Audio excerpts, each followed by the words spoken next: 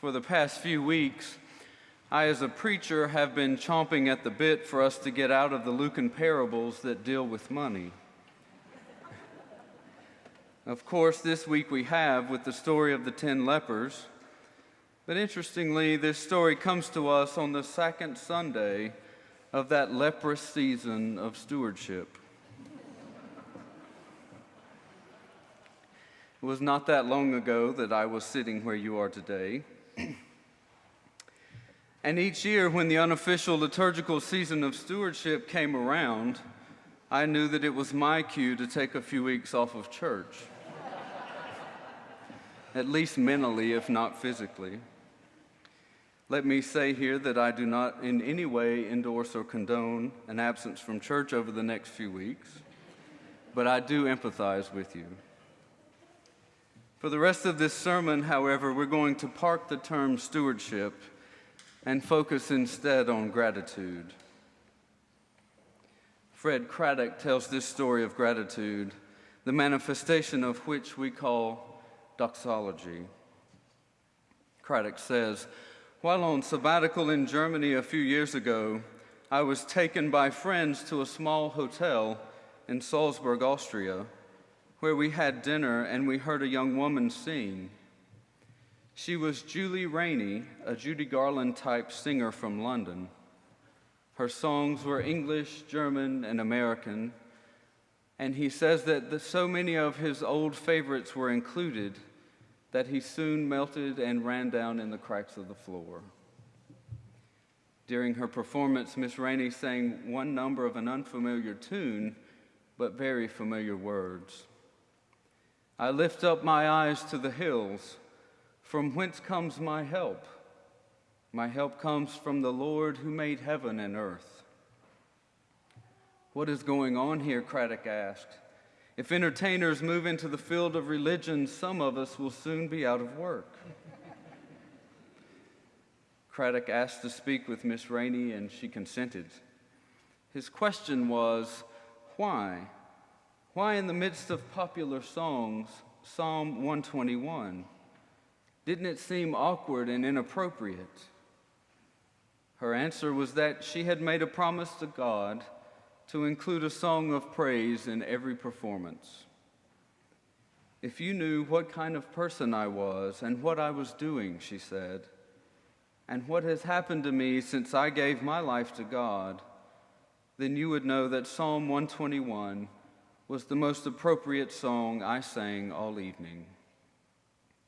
Julie Rainey lived a life of doxology. The 10th leper in our gospel reading this morning also lived a life of doxology. On his way to the priest, he realized that he was healed, and he broke rank with the other lepers and returned to fall at the feet of Jesus. Why would he do this? Wouldn't the obedient thing be to go to the priest just as Jesus had instructed? Go with the 9 so that the priest in Jerusalem could verify their healing and restore them to full life in the community. The 10th leper was not concerned with being conventional. He wasn't concerned with going to the priest to receive the free gifts he was given. Instead, he turns back. He falls at the feet of Jesus. Falling at Jesus' feet is a gesture of assigning honor. Honor was the social currency of Jesus' society, and this doubly removed leper, this Gentile who had been living on the fringes of society, begging for his sustenance, has, after being healed, come back to Jesus to assign to Jesus any honor that he may have gained through his healing. But Jesus picks him up and tells him to go. His faith has healed him. The Greek literally says, "Go, your faith has saved you." Now, this word "saved" is not a word we regularly hear from Episcopal pulpits. And there are a few good reasons why we don't, and at least as many bad ones.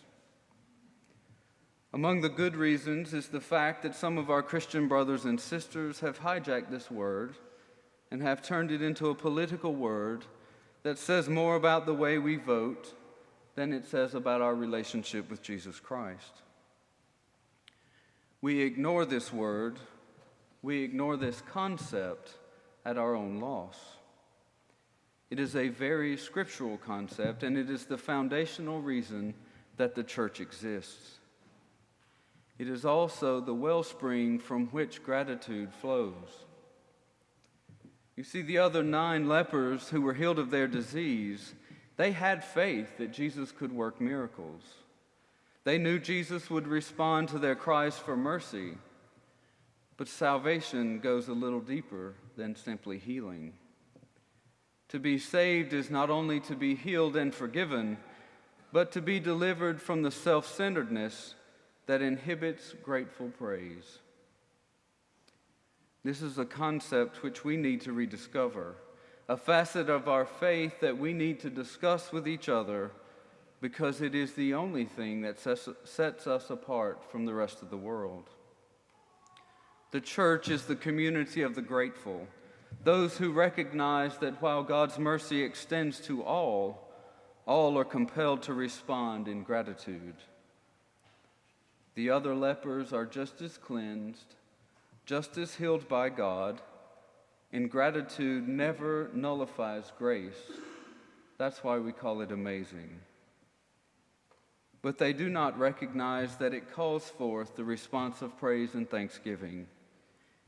It calls forth a life of gratitude. My prayer this morning is that we will become and continue to be a parish of 10th lepers, a parish that is so deeply in love with Jesus Christ, so grateful for so great a salvation, that our lives are punctuated by gratitude, by praise, and by doxology.